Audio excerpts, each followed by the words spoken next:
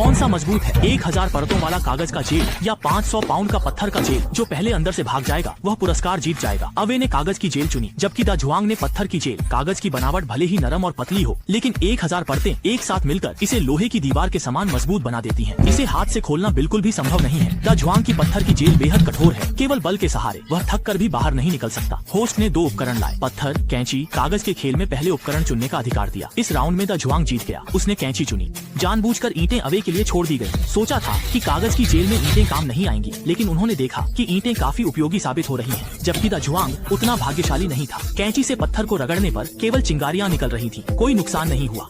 उसे अचानक अपने छोटे से चालाकी पर पछतावा हुआ। अवे ने ईंटों से कागज की दीवार को तेजी से रगड़कर कई परतें खोल दी। होस्ट ने उपकरण प्रदान करना जारी रखा। इस बार द जुआंग को फिर से पहले चुनने का अधिकार मिला। उसने एक बड़ा लकड़ी का हथौड़ा चुना, जबकि अवे को एक छोटा चाकू मिला।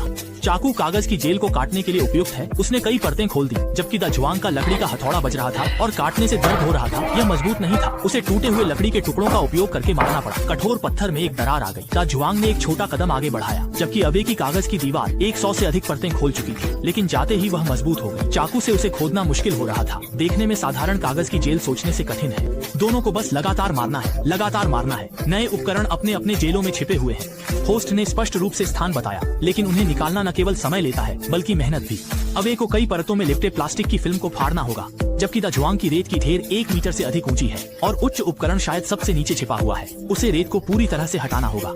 दोनों ने पूरी ताकत लगा दी, एक पल भी नहीं रुके। जितनी जल्दी वे उपकरण प्राप्त करेंगे उतनी जल्दी भाग सकेंगे।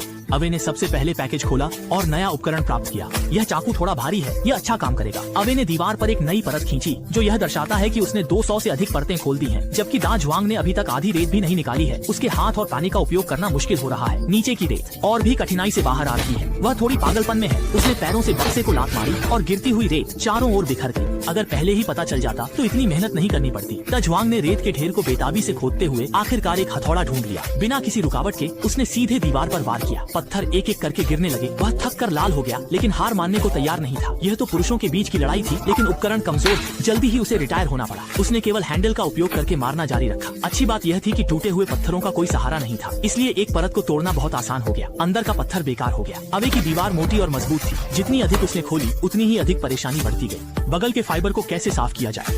होस्ट ने नए उपकरण लाए। इस बार अवे को पहले चुनने का अधिकार मिला। उसने कुल्हाड़ी ली और जानबूझकर चाकू द जुआंग के लिए छोड़ दिया।